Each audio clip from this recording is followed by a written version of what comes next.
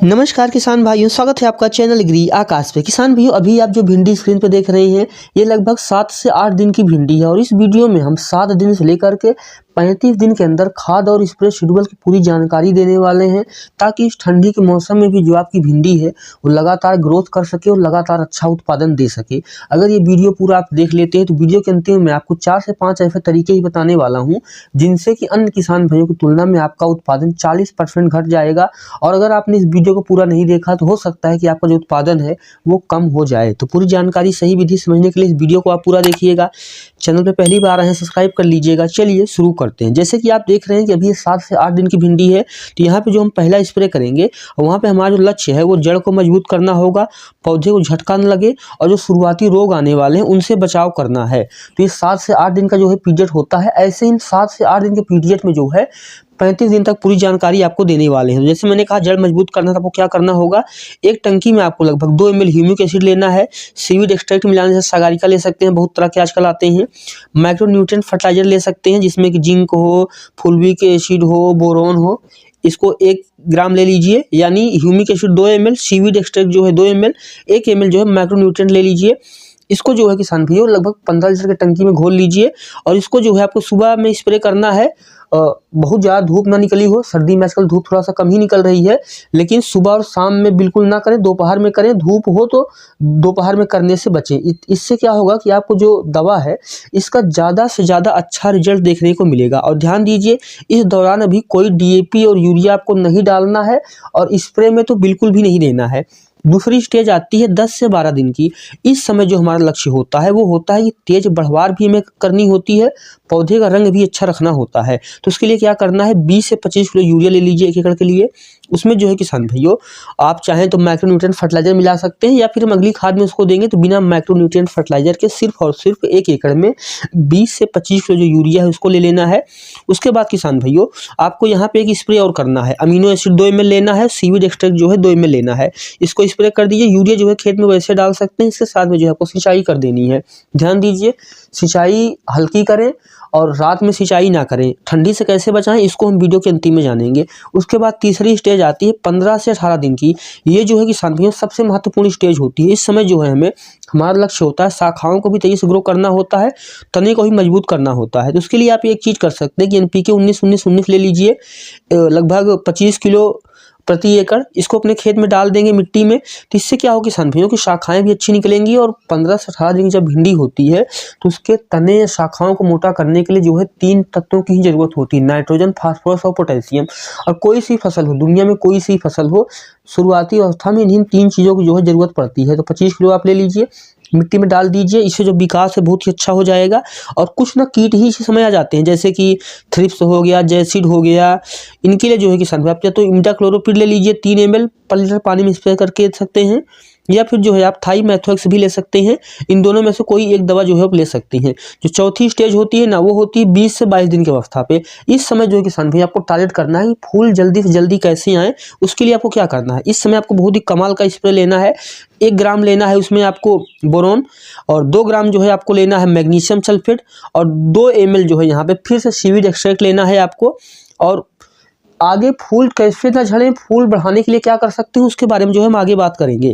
और इसका स्प्रे कर दीजिए। इससे क्या होगा कि फूल जो है हल्के जल्दी निकलने शुरू हो जाएंगे और 4 से 5 दिन अन्य किसान भाइयों की तुलना में आप में जल्दी फूल आने शुरू हो जाएंगे।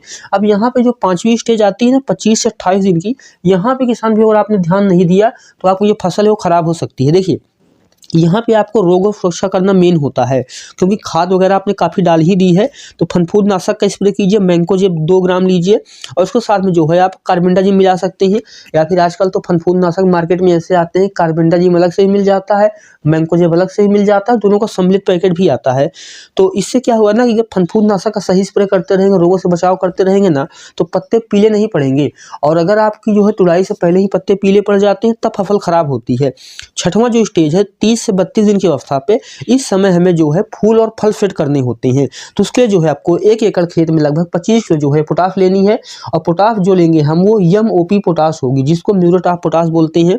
20 किलो प्रति एकड़ अपने खेत में डाल दीजिए और अगर आप चाहें तो 3 ग्राम पर लीटर पानी मिलाकर के जो है 05234 वाला जो है ये भी डाल सकते हैं।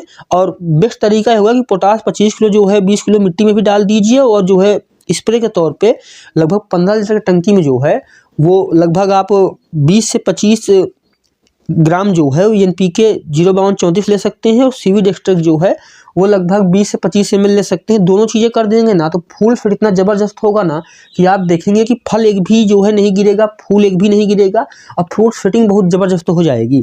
उसके बाद किसान भाइयों 35 दिन की अवस्था आ जाएगी। 35 दिन पे आप देखेंगे कि आपकी जो फसल है उसमें फूल और फल आने शुरू हो रहे हैं। अब कहीं कहीं पे आपको फल दिख रहे हैं, फूल आपको हर जगह पे दिख रहे हैं। तो यहाँ पे एक गलती जो किसान भाई करते हैं वो मत कीजिएगा कि इस समय जो है आपको किसान भाइयों की एक चीज़ करना है कि फूल और फल अच्छे सेट हो। उसके लिए क्या करना है कि 15 लीटर की टंकी में जो है आप ले सकते हैं बोरोन और कैल्शियम। खेत की परिस्थिति के हिसाब से डोज आप बना सकते हैं कि 30 से 32 दिन की अवस्था में आपने कितना ग्रोथ दिया फसल को। अगर ग्रोथ अच्छी है तो डोज कम रखिए, ग्रोथ कम है तो डोज बढ़ा सकते हैं, ये डाल दीजिए। इसके अलावा किसान भाइयों क्योंकि फूल फल आ रहे होते हैं तो कीड़ी बीमारियां आनी शुरू हो जाती हैं, तो प्लानोफिक्स 1 ml ले लीजिए। एक टंकी में जो है 10-15 लीटर टंकी में 1 ml डाल सकते हैं। या फिर अगर खेत में जो है बीमारी कवक बहुत तेजी से फैल रहे हैं तो आप डोज जो है वो बढ़ा सकते हैं। तो याद रखिए कि प्लानोफिक्स एक जो है कीट बीमारी के लिए और कैल्शियम बोरोन जो है फूल फल सेट करने के लिए, बस इतना ही करना होता है। इसके अलावा जैसे ही 35-36 दिन की अवस्था हो, फूल आने शुरू हो गए, फल आने शुरू हो गए, आपको लग रहा है कि तुड़ाई आने वाली है, तो एक बार जो है फिर से यूरिया दे देंगे और इस बार जो है माइक्रोन्यूट्रिएंट फर्टिलाइजर के साथ में, तो आप देखेंगे ग्रोथ जो है वो काफ़ी ज़्यादा अच्छी हो जाएगी। अब हम बात करेंगे कौन कौन सी सावधानियां हैं, उन सावधानियों को रखा जाए और उसके अलावा वीडियो के अंतिम में मैं आपको बता देता हूँ कि कैसे जो है तेज़ी से ग्रोथ करें। देखिए सावधानी के तौर पे मैं आपको बोलूँगा कि तेज़ धूप है तो स्प्रे बिल्कुल भी ना करें। 2 स्प्रे अगर एक स्प्रे आज आप कर रहे हो, अगला स्प्रे आपको करना है तो एक स्प्रे से दूसरे स्प्रे के बीच में कम से कम 6 से 7 दिन का अंतर रखें। एक टंकी में 3 से ज़्यादा दवा ना मिलाएं। मैं आपको बोलूँगा कि अगर किसी बार आप जो है ना कॉन्ट्रैक्ट फंगीसाइड लेकर के आ रहे हैं तो उस बार जो है आप फनफूंद नाशक स्किप कर दीजिए। एक बार मैंकोजेब डालिए, एक बार कार्बेंडाजिम डालिए, एक बार सिस्टमेटिक फंगीसाइड डालिए, एक बार नॉर्मल फंगीसाइड डालिए। इससे क्या है अगर फंगीसाइड बदलते रहेंगे ना तो इंसेक्टिसाइड का खर्चा कम हो जाएगा और बार बार इंसेक्टिसाइड डालने की जरूरत नहीं है। ये सिर्फ और सिर्फ जो है मिट्टी का स्वास्थ्य ही खराब करते हैं। और कीटनाशक बार बार ना बदलें बल्कि फनफूंद नाशक जो है उसको हर बार जो है बदलते रहें। ये चीज़ होगी तो आपने ये चीज़ें कर ली ना तो आप 40% लोगों से अपने आप ही आगे आ गए।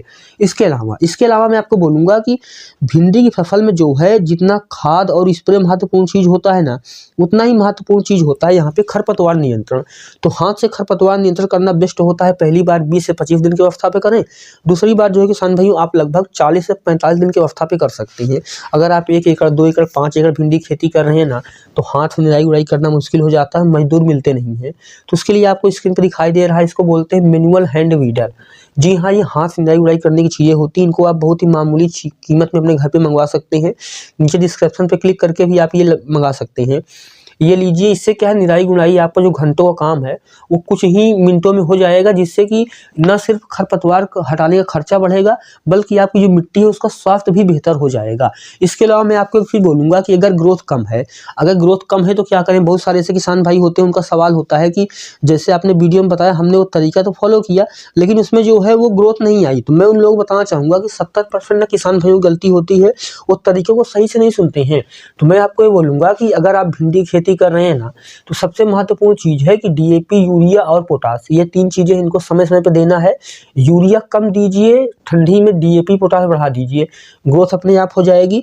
बहुत ज्यादा यूरिया देने का नुकसान क्या होता है ना कि पौधे का सिर्फ और सिर्फ हाइट बढ़ जाता है, उसमें ना तो उत्पादन निकलता है ना तो ग्रोथ आता है, तो कोई फायदा नहीं होता। सिर्फ और सिर्फ जो है कायिक विकास यानी वेजिटेटिव ग्रोथ होता है और भी पौधे का फल उस लेवल पे नहीं आते हैं, तो इससे कोई फायदा ही नहीं होता है। इसके अलावा क्या मैं आपको बोलूंगा कि फल मक्खी को नियंत्रित करके रखिए। अगर तरीका यही बोलूँगा, अगर आपको भिंडी की फसल से काफ़ी अच्छा मुनाफा कमाना है तो आपको ये वीडियो एक बार नहीं 2-3 बार जो है रोक के देखना चाहिए, ताकि आपको जो है सही जानकारी सही तरीके से जो है वो समझ में आ जाए। तो ये था हमारा वीडियो, कैसा लगा कमेंट कीजिएगा। चैनल में पहली बार आए हैं सब्सक्राइब कर लीजिएगा। वीडियो देखने के लिए आपका बहुत बहुत